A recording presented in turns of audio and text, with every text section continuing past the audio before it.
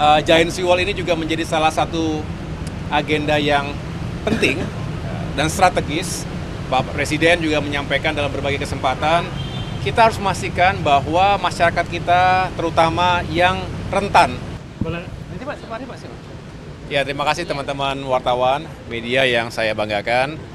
Sore hari ini saya senang sekali diterima secara langsung oleh Bapak Menteri PPN, Kepala Bappenas, Pak Rahmat Pambudi, beserta jajaran, hadir juga Pak Wamen, dan sekretaris termasuk para deputi.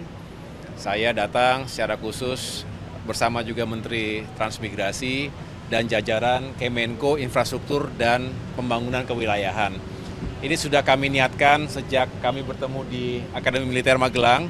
Beliau ketika itu memaparkan secara umum tentunya terkait dengan RJPMN 2024-2029 dan juga sebetulnya tarikan yang lebih panjang hingga 2045, dan saya memandang penting sekali bagi kita semua yang saat ini tengah menata langkah awal di Kabinet Merah Putih. Saya sendiri dalam kapasitas sebagai Menko Infrastruktur dan Pembangunan Kewilayahan ingin menyelaraskan dengan segala yang menjadi bagian dari visi misi Presiden Prabowo Subianto, tentunya juga dihadapkan pada rencana jangka panjang maupun menengah yang telah dipersiapkan oleh Bappenas.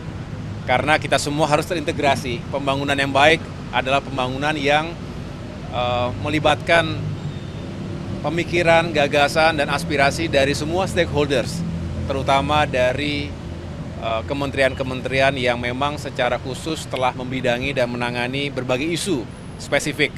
Kami berharap dengan hadirnya Kemenko baru ini di bidang infrastruktur dan pembangunan kewilayahan bisa berkontribusi secara optimal. Karena harapannya tentu setelah ada Kemenko ini, segala urusan terkait dengan pembangunan infrastruktur, bukan hanya tentunya 5 kementerian teknis yang berada di bawah koordinasi kami, termasuk ATR BPN, kemudian PU, Perumahan dan Kawasan Permukiman, juga Transmigrasi dan Perhubungan, tapi juga kementerian lain yang memiliki agenda pembangunan infrastruktur tentunya harus bisa disinkronisasi dengan baik. Kami berharap bisa sama-sama kita mencegah terjadinya kebocoran yang juga sering ditekankan oleh Bapak Presiden, terutama inefisiensi dari pembangunan fisik ke depan ini. Kita tahu bahwa konektivitas di Indonesia juga harus terus ditingkatkan. Kita tidak ingin ada wilayah yang tertinggal pembangunan ekonominya, dan harapannya infrastruktur benar-benar bisa menjadi engine of growth, driver of growth, pembangunan dan juga pertumbuhan ekonomi, sekaligus juga bisa mendistribusikan kesejahteraan rakyat sehingga lebih adil rasanya pembangunan kita, dan juga tidak melupakan prinsip-prinsip keberlanjutan, sustainability, karena kita ingin pembangunan tidak mengorbankan proteksi maupun kelestarian lingkungan hidup dan bumi kita.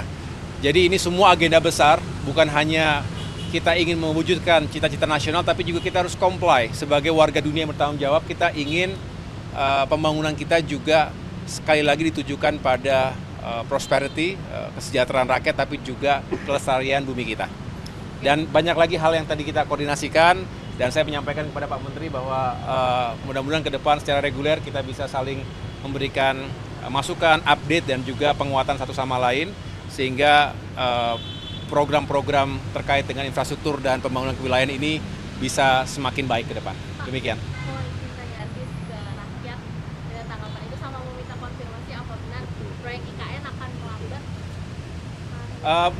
Baik, jadi terkait dengan perumahan rakyat, memang dalam visi misi Bapak Presiden, kita ingin menghadirkan rumah-rumah rakyat yang semakin terjangkau, karena masih ada jutaan kepala keluarga yang belum memiliki rumah yang layak, termasuk keluarga-keluarga muda. Jadi kita harus bisa menyelesaikan permasalahan backlog perumahan yang terjadi di berbagai kawasan. di kota maupun di desa. Oleh karena itu ini juga menjadi urgensi mengapa terjadi pemisahan PU dan PR. Kementerian Perumahan dan Kawasan Permukiman diharapkan bisa bekerja dengan taktis dan efektif untuk bisa menyiapkan jutaan hunian baru di berbagai wilayah. Sekali lagi tidak hanya di kota tapi di desa-desa, karena permasalahan perumahan ini mendasar. Kita selalu menyampaikan pangan, sandang, papan. Tapi kalau masyarakat Indonesia belum tercukupi kebutuhan papannya, kebutuhan untuk hunian yang layak, maka kita tentu harus bekerja lebih keras lagi. Dan ini harus dihitung dengan matang, tetapi yang jelas program 3 juta rumah seperti yang disampaikan oleh Bapak Presiden ini menjadi multiplier atau menghadirkan multiplier effect. Karena membangun satu rumah itu ada berapa jenis material, artinya ada berapa jenis industri yang akan bergerak. Dan dengan itu akan membuka lapangan pekerjaan. Ada demand, diperlukan supply yang cukup. Tetapi kita juga harus sekali lagi menghitung dengan baik agar ya tidak ada hambatan-hambatan yang membuat program tersebut tidak sukses begitu. Kemudian terkait IKN. IKN sekali lagi disampaikan oleh Bapak Presiden bahwa kita akan lanjutkan IKN tentu dengan sejumlah penyesuaian ya, karena kita juga punya prioritas-prioritas pembangunan lain di seluruh Indonesia.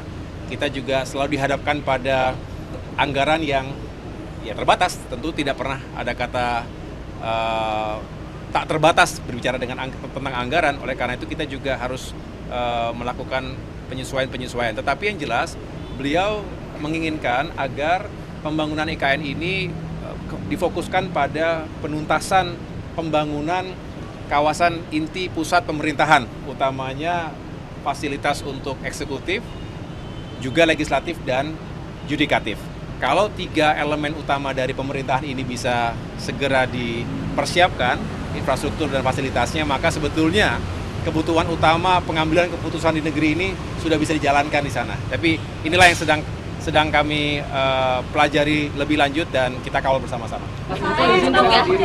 Pak Hasim tadi pagi, Mas Menko, mungkin boleh dibocorkan obrolan sama Pak Hasim Joyo Hadikusumo tadi pagi? Ya, sebetulnya sudah kami rencanakan sejak lama, tapi tadi beliau datang juga atas saya menyampaikan ingin sowan sebetulnya, tapi beliau memilih untuk datang ke kantor kami dan senang sekali tadi bisa berdiskusi tentang berbagai hal, termasuk juga tadi perumahan, karena beliau juga ketua Satgas Perumahan ya, sekaligus berbicara hal yang lain. Karena memang minggu-minggu pertama ini saya sudah niatkan untuk mendengarkan banyak masukan, banyak juga informasi. Saya bertemu misalnya kemarin dengan Pak Basuki, Menteri PU PR terdahulu, kemudian Pak BKS ya, Budi Karya, yang merupakan Menteri Perhubungan yang lalu. Saya ingin mendengarkan banyak masukan, karena sekali lagi keberlanjutan itu harus kita kawal bersama-sama, tetapi kita juga harus dengan lapang dada membuka ruang-ruang perbaikan, karena kita tahu ada hal-hal yang belum tuntas, ada hal-hal yang belum terlalu baik. Nah, ini kita perbaiki bersama, dan beliau sebagai senior saya rasa sangat ingin memberikan masukan kepada saya. Baik, cukup ya semuanya ya. Ya, oke, yuk. Kenapa? Giant Sea Wall, betul. Giant Sea Wall ini juga menjadi concern dan juga boleh majuan Pak, izin. Siap. Boleh. Kasih. Giant Sea Wall ini juga menjadi salah satu agenda yang penting dan strategis. Bapak Presiden juga menyampaikan dalam berbagai kesempatan, kita harus memastikan bahwa masyarakat kita terutama yang rentan terhadap bahaya abrasi ya. Di Jakarta misalnya, pantai utara Jakarta, dari Tangerang sampai Bekasi, itu kurang lebih ada 40 sekian kilometer. Itu tanahnya kan semakin turun ya. Kita tahu, dan bahaya banjir, abrasi tadi juga selalu menghantui masyarakat di pesisir utara. Sebetulnya kalau ditarik lebih jauh lagi ya Pantura sampai dengan wilayah Jawa Tengah sana. Ya. Tetapi ini adalah proyek yang luar biasa, tentunya harus dipastikan sekali lagi rencananya matang betul. Tetapi yang jelas membangun Giant Sea Wall itu tujuannya pertama-tama adalah menyelamatkan manusia, tapi juga secara lingkungan kita juga berharap ini bisa sustainable. Selebihnya kita berharap ada nilai ekonomi yang luar biasa yang bisa dihasilkan dari proyek-proyek itu. Kita harus melakukan studi secara cermat ya, tetapi sejumlah negara yang sudah melakukan itu juga telah berhasil dan sekali lagi meningkatkan ekonomi negara tersebut. Oleh karena itu kami juga akan terus melakukan perencanaan-perencanaan. Saya juga akan berkonsultasi dengan Bappenas misalnya, termasuk stakeholders yang lainnya, karena pembangunan infrastruktur yang besar dan strategis semacam itu benar-benar membutuhkan masukan dan juga kerjasama yang baik dengan seluruh stakeholders. Oke, cukup ya teman-teman ya. Nanti kita bahas lagi ya. Makasih ya. Makasih. Terima kasih Pak Menko.